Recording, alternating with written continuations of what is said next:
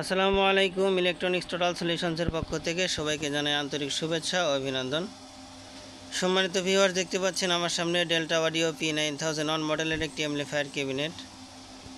এই ক্যাবিনেটের মধ্যে একটা কমপ্লিট অ্যামপ্লিফায়ার রেডি করলাম বৃষ্টি সাউন্ড সিস্টেম ফারুক ভাইয়ের জন্য, কিশোরগঞ্জ। তো ফারুক ভাই এই হেডটি যখন আমাদের কাছে পাঠায় তখন কি অবস্থা ছিল এটা একটু আপনাদেরকে দেখানোর চেষ্টা করব। আমি এই ভিডিওর মধ্যেই ওই ভিডিওটা অ্যাড করে দিচ্ছি, আপনারা একটু দেখেন এটা আগের কোয়ালিটি কেমন ছিল। তো এটা কিন্তু একটা প্রফেশনাল মানের ক্যাসিং, ডেল্টা P9001 মডেলের অ্যামপ্লিফায়ার হেডের ক্যাসিং, এটা অরিজিনাল ক্যাসিং। তো এর মধ্যে অ্যামপ্লিফায়ারটা তৈরি করা হয়েছে। তো দেখতে পাচ্ছেন অ্যামপ্লিফায়ারের ভিতরের কোয়ালিটিটা।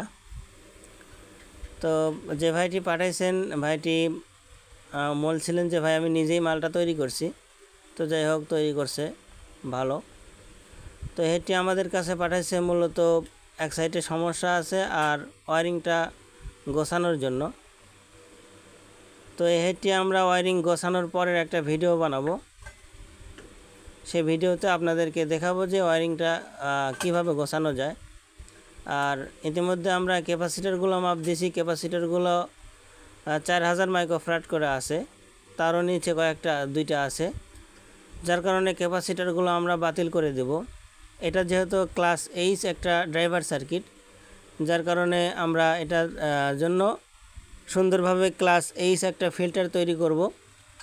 তারপরে আমরা আপনাদেরকে দেখাবো স্টেপ বাই স্টেপ কিভাবে আমরা কাজগুলো করি।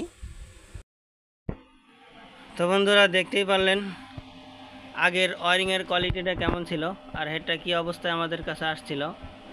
তো আপনাদেরকে ইতিপূর্বে গত ভিডিওতে বলা হয়েছে এই হেডের ভিতরে যে 4টা ক্যাপাসিটার ছিল, এই ক্যাপাসিটারগুলো গুণগত মান খারাপ হয় আমরা কিন্তু 8টা ক্যাপাসিটার দিয়ে এটা ক্লাস এইচের একটা ফিল্টার বোর্ড তৈরি করে নিয়েছি। আমাদের কাছে একটা বোর্ড ছিল, সেই বোর্ডটা ব্ল্যাঙ্ক বোর্ড ছিল, মানে কপার প্লেট, সেটার উপরে আমরা সার্কিটটা করেছি এখানে রিলে মডিউল দিয়ে। এবং একটা সার্কিট একদমই শর্ট ছিল, সেই সার্কিটটা আমরা রিপেয়ার করেছি। রিপেয়ার করার পরে টোটাল কমপ্লিট করলাম। দেখতে পাচ্ছেন হেডের ওয়ারিংয়ের কোয়ালিটি।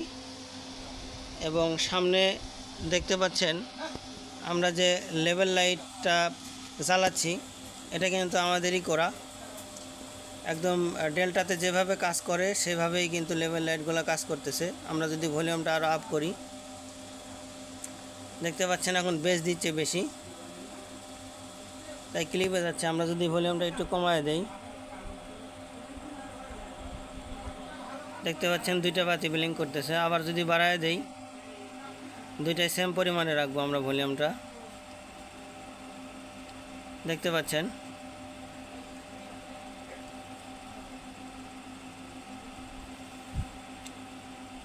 তো আমাদের কাজের কোয়ালিটিগুলো আপনাদের কাছে কেমন লাগে অবশ্যই কমেন্ট বক্সে জানাবেন।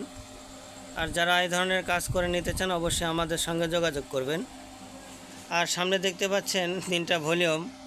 আসলে প্রফেশনাল একটা ক্যাসিংয়ে এই ধরনের কাজ কিন্তু মানায় না, কিন্তু ভাইকে অনেকবার রিকোয়েস্ট করছি যে ভাই বেস্টন সার্কিটটা না দেই, কিন্তু ভাই আমাদের কাছে রিকোয়েস্ট করছে যে ভাই আমি হাতে ছেড়ে দিই, আমার মিক্সার দেওয়া সম্ভব না, আপনি একটু বেস্টনটা লাগায় দেন। এই হেডে কিন্তু আগের থেকে বেস্টনটা লাগানো ছিল, ফুটোও করা ছিল। তো ভাইয়ের অনুরোধে আমরাও আবার সেই সিস্টেমটাই করে দিলাম। দেখতে পাচ্ছেন এখানে বেস্টনটা ভাই পাঠাইছিলেন।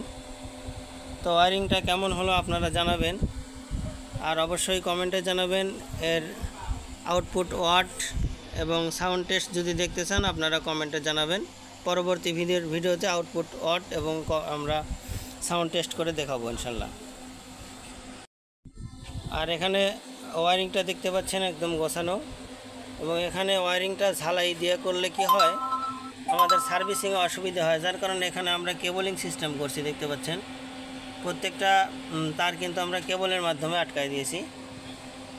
আর পিছনের যে ইয়াটা দেখতে পাচ্ছেন এই ঢাকনা দিয়ে আটকানো অক্সের লাইনগুলো এখানে দেখতে পাচ্ছেন। তো এগুলো আমরা ঢেকে দেওয়ার কারণ হচ্ছে পিছনের বোর্ডটা ছিল না, যার কারণে এইভাবে একটু সৌন্দর্যের জন্য এটা ঢেকে দিয়েছি। তো কেমন হয়েছে সবাই কমেন্টে জানাবেন। আর পরবর্তী ভিডিওতে অবশ্যই সাউন্ড টেস্ট এবং অড টেস্টের ভিডিও দেব। সে পর্যন্ত সবাই ভালো থাকবেন, সুস্থ থাকবেন। ধন্যবাদ সকলকে।